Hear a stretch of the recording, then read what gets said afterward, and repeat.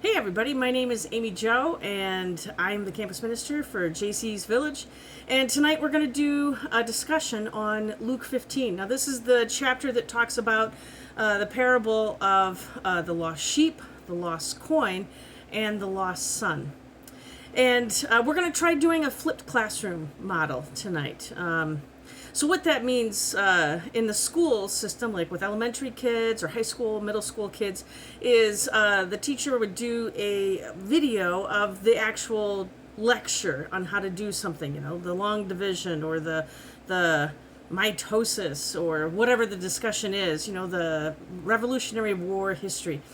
And then what would happen in the classroom is during the actual classroom time would be discussion, clarification, and then homework. Now, the way we're going to do that for JCs is we're going to discuss how that actually works for us, those three parables from Luke 15, the parable of the lost sheep, the lost coin, and the lost son. And we've always done discussion in JCs, and I've often handed out lengthy handouts pre-filled out with the notes so you could go back later on and refresh and remember what was talked about. But of course, that's always really difficult because the discussion can go anywhere.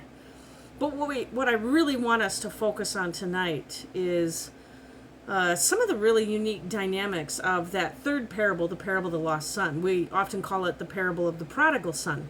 Now, that is a phenomenal parable. It's probably one of the more grace-filled parables that we have in the New Testament. They all illuminate or illustrate grace in their own way, but the parable of the prodigal son or the lost son is particularly packed full of metaphors of grace. What I also want to look at tonight is not just the way the prodigal son is challenged by his circumstances to return home and re-engage with his family and kind of relaunch his understanding of family and his responsibility to his family, their responsibility to him. I also want to look at how the older brother is impacted. And I also want to look at the implications of how we can see Jesus in the background of this parable and then go from there and see how we can help each other relaunch our walk with God and relaunch our understanding of our role in encouraging others and others' role in encouraging us. We don't want to do anything creepy or unhelpful, but we also don't want to be creepy and unhelpfully uncaring or dismissive. So we want to talk about how we can actually effectively and healthfully do these things for each other. Help each other come back when we wander and help each other welcome others back when they've wandered. So yeah, that's what we're talking about tonight. And this parable, it really illustrates just how much God loves us. It illustrates the power of Jesus' calling. In the parable of the lost sheep, Jesus is telling these parables to, honestly, his critics. It'd be like making a YouTube video for your trolls. This is what Jesus was doing. He was out on the hillside and he was talking to his trolls, the people who just had the most problem with how he was going about his ministry and the implications of it on their roles in their society. In the parable of the lost sheep, a shepherd has 99 sheep, actually has 100 sheep. 99 of them are safe and sound with him in pasture, but one is lost. And so he leaves the 99 to go off and find that one. That one is so important. He wants to find it. And he leaves the 99 unattended to go get them, to go find the one that's lost. In the parable of the lost coin, you have a woman who's got 10 coins. And 9 of them, she knows exactly where they're at. But the 10th one, it is AWOL. And so she tosses the house like a vice squad, looking everywhere in every crack, underneath every rug, underneath every floorboard, trying to find this coin because it's precious to her, right? And when she finally finds it, because of course she's not going to stop looking until she does find it, when she finally finds it, she calls the neighbors over and she says, "Come celebrate with me because this coin was lost, but I found it." That's how important it is to her. And of course, the third parable, and this is something that happens a lot when Jesus is teaching. He'll teach by parables because parables. It's just a heavenly story with an earthly meaning, but stories, they're so sticky in our minds, like you probably can still remember some of your favorite stories that you heard when you were a kid, or maybe just, during the pandemic, because we were all stuck indoors for a while. Parables, stories, they just sit in our heads and they keep churning around and they teach us so much. Often when Jesus teaches parables one after another, the third one is the one that is really the home run parable. It's the one that's really knocking it out of the park. And in this parable, we have a father who has two sons. And they, in that culture, the older son would inherit the bulk of the family responsibility, so he would inherit a larger share. And the younger son would inherit a sufficient share to sustain his future, or at least launch it. And this was a father of means, so these things were true. It wasn't speculative. Now the son, very contrary to that culture, he didn't want to wait for his dad to die. So this is kind of not cool, right? He goes to his father and says, "Give me what's mine, so I can go away and live a great life."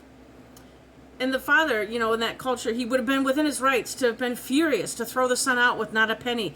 But he loved his son, He loved his son so much, even though his son was asking for something that was essentially insulting to the father's love. The father granted this wish, and he gave him half. And he let his son go away. And of course, the son went away, and he was in a foreign country, and he was having a wild time, wild parties, wild food. Well, you can imagine. And then bad times hit in the country. Maybe they had a pandemic. Maybe they had a famine. Maybe they had a natural disaster. Maybe they had a little bit of everything. We don't really know. All we know is famine came, and about the same time, the younger son's money ran out. And he was off in this foreign country, and he was so hungry, and he was so on his own. He took a job feeding pigs, and this was not a cool job. This was a major plummet down the social ladder. And as he was feeding the pigs, he thought, "Oh, if only I could eat as good as these pigs." And then he thought, my dad takes better care of his hired hands than I'm being taken care of here. And I was pretty rude to my dad, but maybe I can go back, and maybe my dad will at least let me be a hired hand. He's a fair guy. And so he gets up and he starts walking towards home. And, the father would have been within his rights to sit in the fanciest chair in the house. I don't know about where your dad sits. My dad, it would be like the brand new Lazy Boy, the one he just picked out, and it's all that and a bag of chips, and it's right in front of the TV. And the father would have been within his rights to pick the best seat in the house and just wait for the younger son, to come and grovel and beg for a chance. But that's not what the father did. He got up and he ran to the son. He ran to him. And of course, the son had been practicing his speech. He'd had a long ways to practice it. It said it was a far country. And he says, I've sinned against you and against God, and I'm not even worthy to be a servant, but may I please be a servant? And the father interrupts him, and he tells one of his hired hands, he says, "Go fetch my best coat. Go fetch my signet ring, the ring that, is the symbol of my power in this house, and put him on my son, and kill the fatted calf." And maybe we would do it different. Maybe we'd say, call Chipotle and set up the catering truck, or bring in the taco truck, or whatever it is. Now here's where the story gets complicated, because the older son, he knew this was going on. He saw it because he was outside. He was being diligent. He was doing everything the father had asked, just like he had always done everything that the father asked. And he didn't come into the banquet hall to feast over his brother's return. And the father kept running around saying, "My son, who I thought was dead, he's back from the dead. He's alive. And look, here he is. And we're going to celebrate." And the older brother is like, I don't think there's much to celebrate here. This guy wasn't so great. And, what about me? Where's my fatted calf? I've been good this whole time. I've been faithful. And the father goes out to the older son, and he says, "Yeah, everything I have is yours. You have been faithful. But your brother is back from the dead, and this is important to celebrate." And in this parable, we see that the older brother, he's almost as lost as the younger brother. He can't get past his offense at the younger brother or his sense of entitlement because he's been good. And of course, this is pretty much what you see happening in churches, right? You have the people who were prodigal, they were lost, and they come back. And we sing that song, Amazing Grace, how sweet the sound. I once was lost, but now I'm found. You know, we okay, I'm really terrible at lyrics, but anyway, it's a great hymn. And also in the church, we have people who are like, I've never made those people's mistakes. I think I'm entitled to feeling better about myself, looking down at them, whatever. The older brother is almost as lost as the younger brother. In fact, he might be a little bit more lost because the younger brother had this wake-up moment sitting in the pigsty, craving the pig's food, being jealous of the pig's food, and walking all the way back home, and he's humbled. He's not even asking to be a son. He's asking to be a servant. The older brother is like, why do I even have to listen to you? It's really sad because the older brother doesn't even recognize, he's not even touched by this incredible love and generosity and graciousness that the father has. And you know, in the back of your mind, if you read this parable enough, this whole chapter enough, you feel like you want there to be a third brother. You want there to be a third brother who is not only good and loves life, but also understands his father's love, understands his father's graciousness, understands his father's desire to be so generous to his sons. An older brother who could maybe go and wisely speak to the younger brother and say, don't do this. Don't do this to yourself. Don't do this to our family.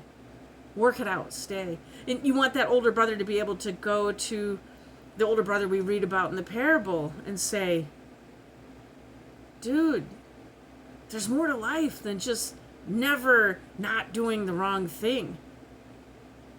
You got to figure out how to love. You got to figure out how to not make your brother's errors about yourself. We want this older brother just as much in our churches too, don't we? Someone will speak wisdom. I mean, some of us right now, we're really feeling it. Some of us attend churches that are almost as divided as anything. So I invite you to come tonight and listen to the discussion and help us figure out how we can be more like that older brother in the background who's really Jesus, you know? Because we really need that, don't we? And I think I'd like to be in a community where we have that, where we can do that for each other. And we're not going to ask each other to do that perfectly, but we are going to help each other learn how to do it realistically. So come on over, and we'll sit right here in this room behind me, and we'll have a great discussion. Thanks for listening.